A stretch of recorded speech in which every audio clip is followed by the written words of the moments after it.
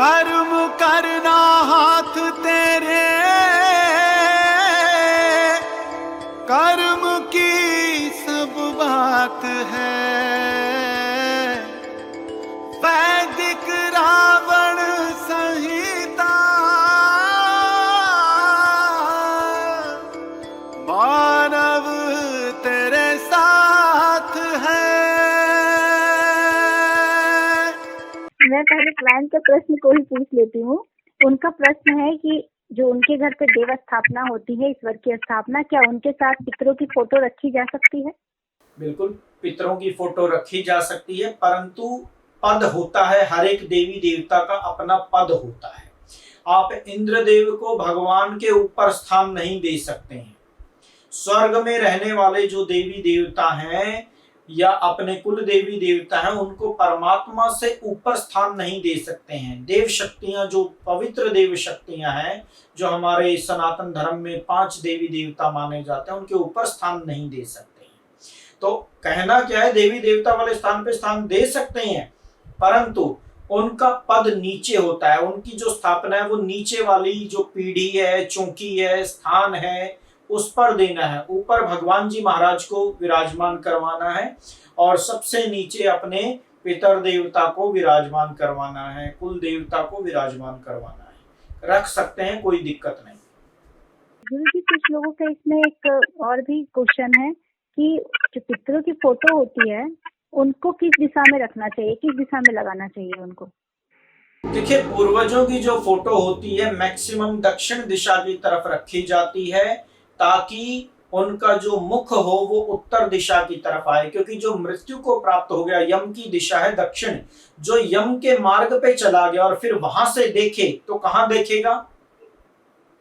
उत्तर में देखेगा ना। जो दक्षिण में चला गया फिर वो वापस मुड़ के देखे तो कहां देखेगा? उत्तर में देखेगा, दक्षिण की तरफ पीठ होगी उसकी।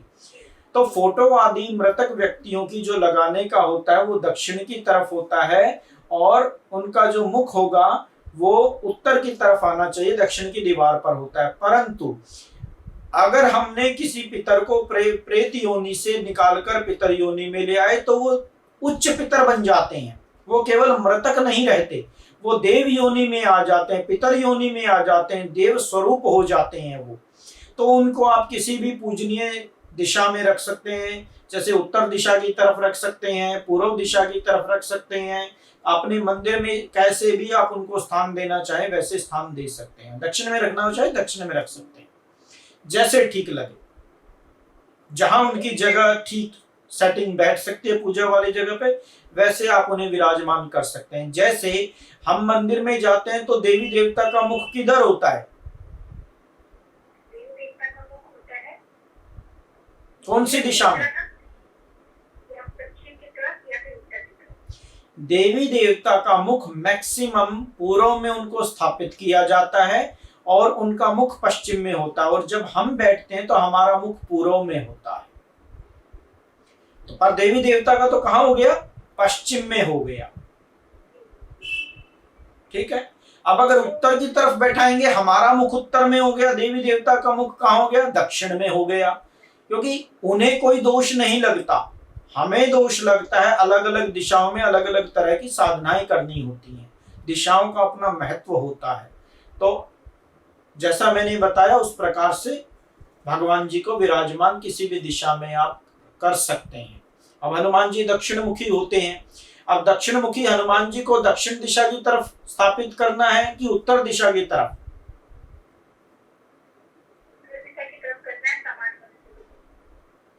उत्तर दिशा की तरफ करेंगे और हनुमान जी का मुख कैसा हो जाएगा?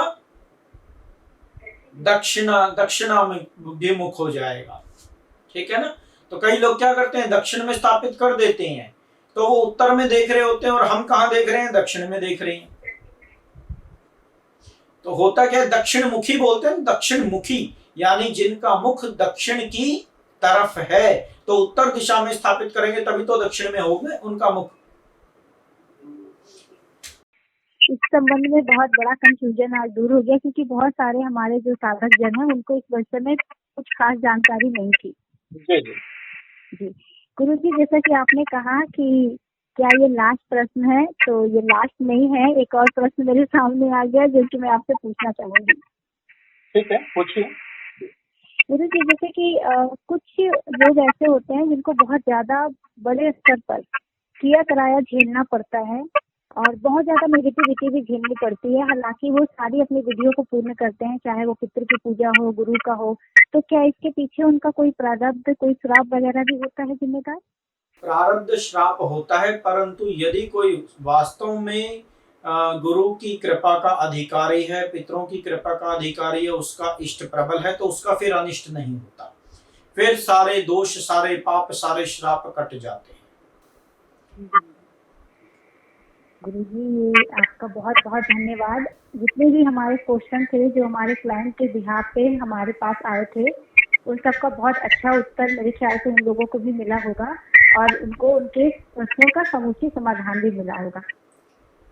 ठीक है, ये तो बहुत अच्छा है, परंतु मेरे स्वयं के मन में एक प्रश्न आया जिसको आपको पूछना चाहिए। प्रश्न ये है कि पितरों को अपने पक्ष में करने के लिए, पितरों की पूर्ण कृपा प्राप्त करने के लिए कौन सी पूजा करनी चाहिए, कौन से मंत्र का जाप करना चाहिए, कौन सा विधान फॉलो करना चाहिए जब हमने अपने पितरों को प्रेत योनि से निकालकर पितर योनि में ले आए और उनकी स्थापना भी कर दी, तो उसके बाद उनकी पूर्ण कृपा प्राप्त करने के लिए हमें क्या करना चाहिए? यह प्रश्न किसी ने नहीं पूछा।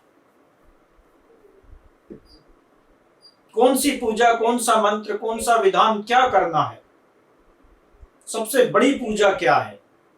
इसके बारे में फिर हम आपसे जरूर जानकारी लेना चाहेंगे कि क्या करना चाहिए जिससे उनको विशेष रूप से उनके पितरों के जो फल है, उनके तरफ से जो आशीर्वाद है, उनके पूर्ण रूप से प्राप्त हो। सबसे पहली बात है, चाहे पितर हैं, चाहे कुल देवी देवता है, चाहे आपका इष्ट देव है, चाहे गुरुदेव है, विशेष मंत्र तो चलो ठीक है, जो भी है, पितर गायत्री मंत्र का जाप करें पितरों की प्रसन्नता के लिए।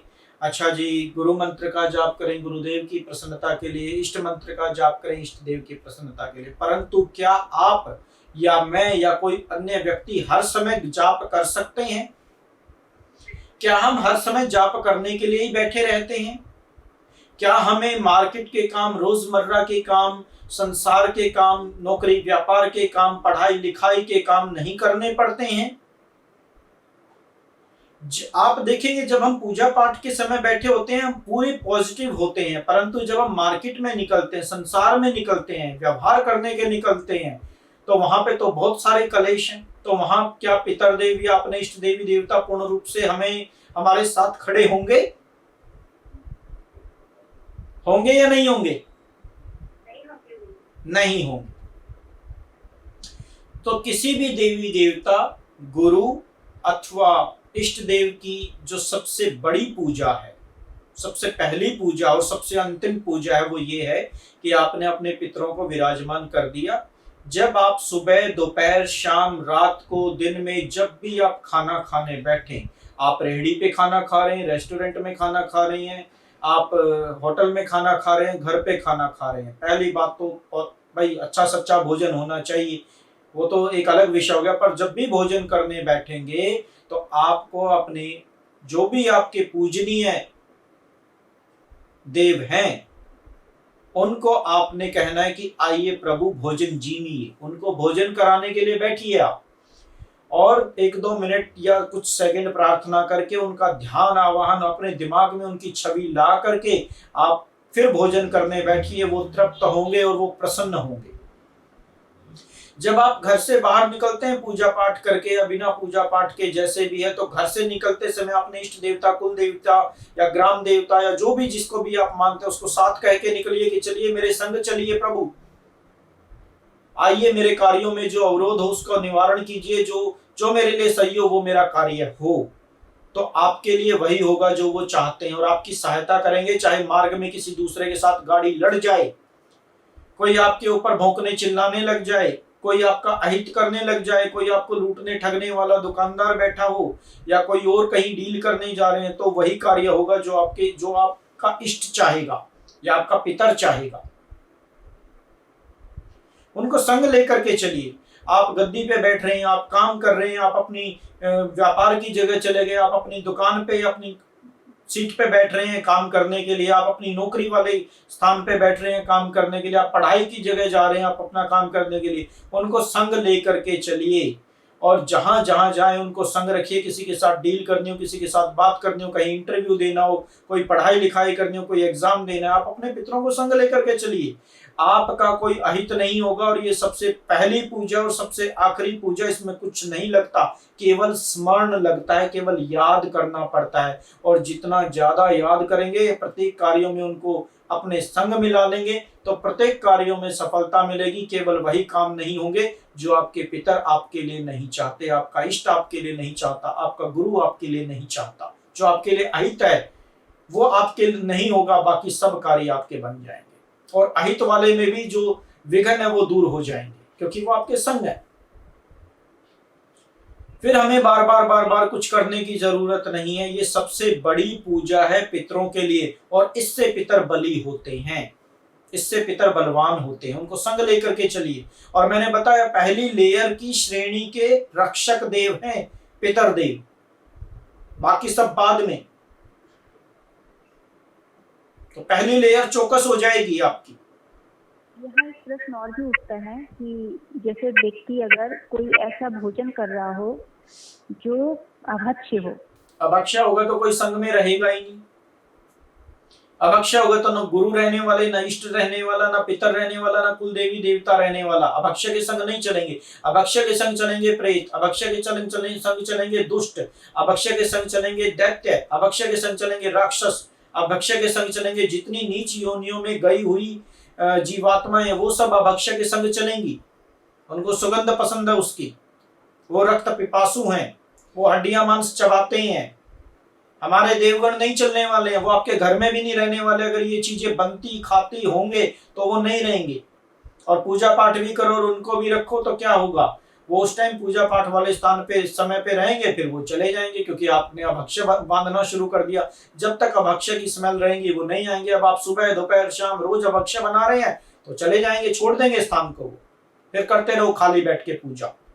तो गुरु जी, जो लोग पितृ पूजा करवाने के पश्चात भी या देवी देवताओं का पूजन के पश्चात भी अगर वो अभक्ष्य भोजन करते हैं तो क्या उनको उनके फल की प्राप्ति नहीं होगी?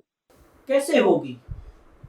अभक्ष्य के साथ में कैसे होगी? हालांकि किए हुए का फल प्रत्येक व्यक्ति को जरूर मिलता है।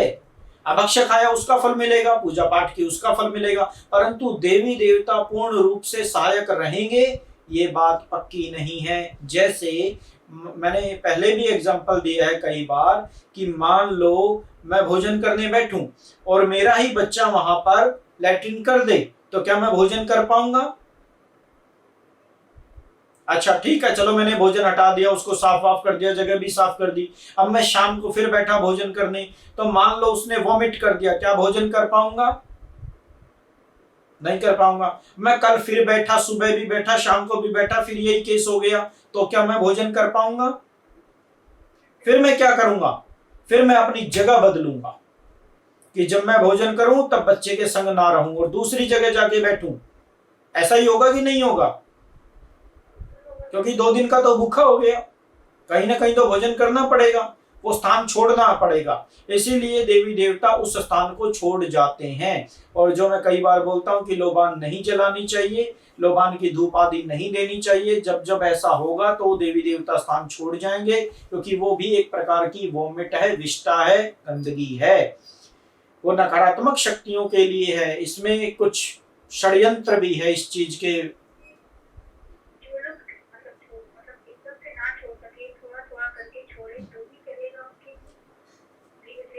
चलो छोड़ेंगे, जब छोड़ेंगे, नहीं तो मौत तो आके छुड़ा ही देगी एक दिन, सबका सब कुछ छुड़ाती है। अब इसमें क्या बोले भाई, क्या कहें किसी को? छोड़ दो तो अच्छी बात है। जो भी छूटता है एकदम से छूटता है, एक बार में छूटेगा, धीरे धीरे कुछ नहीं छूटता। धीरे धीरे को कैसे बोल देंगे छूट रहा है, धीरे धीरे छूट रहा है, धीरे धीरे छूट रहा है, कैसे बोल देंगे? जब चलो 2 दिन की जगह 1 दिन लिया हमने, जो चीज हम मान लो डेली लेते थे, अब वो हमने एक टाइम कर दी, तो ले तो रहे हैं, छूटा थोड़ी है। ले लिया तो छूटा कहाँ है? छूटा तो पूरा छूटा है। लोगों के तर्क होते हैं कि आजकल तो जो लोग भी वेजिटेरियन हैं वो कुछ भी खाना खाते हैं, तो कुछ लोगों के तर्क होते हैं कि वेजिटेरियन आप हो ही नहीं, बिकॉज आप जितने भी मार्केट से चीजें लेकर आ रहे हो उसमें कुछ ना कुछ मिक्स होता ही है, तो आप और हम में कोई ज्यादा भेद नहीं है, दोनों एक ही हैं। तो आपके साथ भी वही होगा जो हमारे साथ हो रहा है। चलो भाई, उनकी बात अपनी जगह ठीक है, परंतु इसमें दूसरा तर्क ये है कि हमने अपने हाथ से बना के, अपने मन से, अपनी वृत्ति के अनुसार उस चीज को नहीं लिया। हमने नहीं लिया, हमने नहीं खाया, किसी ने धोखे से लिया, किसी ने गंदी चीज डाली, किसी ने कुछ किया। हमने उस चीज का ना बनाया, ना हमने उस वृत्ति के अनुसार उसका टेस्ट लेकर खाया। किया तो दूसरे ने हमारे लिए अहित किया है। और भोजन करने में जो साधक है, जो सिद्ध है, जिसे सनातन धर्म के प्रति उदारता है, जिसे आगे बढ़ना है अपनी साधना में, भोजन के प्रति उसे सदैव सतर्क रहना चाहिए। गुरु जी, एक क्वेश्चन और भी है कि जैसे जो व्यक्ति बिना नहाए धोए ही अगर खाना खा के या भोजन करके निकलना चाहते हैं, तब भी क्या वो पितरों का आवाहन उसी प्रकार से भोजन में कर सकते हैं, खाते टाइम या जाते समय घर से? कर सकते हैं। वैसे अपना भाई सनातन धर्मी है, अपना नियम आदि, स्नान ध्यान आदि सब कुछ करें, परंतु चलो नहीं ऐसा कुछ वो है तो भोजन कराते समय उनका आवाहन तो कर ही सकते हैं। सूक्ष्म है वो तो, कौन सा हम भोग लगाने जा रहे हैं अलग से कि बिना नहाए धोए भोग लगाने चले गए। भोजन करने बैठे उसी में उनको आवाहन कर रही हैं, ठीक है ना। तो ये तरीका सबसे प्रथम है, ये सबसे अंतिम है। इससे बेस्ट मेरी नजर में अन्य कोई विधान नहीं है अपने पितरों को पूर्ण प्रसन्न करने के लिए, और अपने इष्ट देवता, कुल देवता, ग्राम देवता, अपने पितर देव, अपने गुरुदेव, अपने इष्ट को प्रबल करने के लिए इससे बढ़िया तरीका मुझे नहीं दिखाई दिया, ना मुझे पता है। पता चलेगा तो जरूर बताओ। और मांग लिया वरदान, चराचर जगत का भविष्य दर्शन और संपूर्ण ज्ञान समेट दिया रावण संहिता में। महान ग्रंथ वैदिक रावण संहिता आधुनिक और प्राचीन ज्ञान का संगम है। वैदिक रावण संहिता आपके 3 जन्मों का लेखा जोखा बताती है। वैदिक रावण संहिता पूर्व जन्मों के किन कर्मों से आ रही है भाग्य में रुकावट बताती है। वैदिक रावण संहिता कर्म दोष को काटकर पूर्ण सुखी होने का रास्ता दिखाती है। वैदिक रावण संहिता।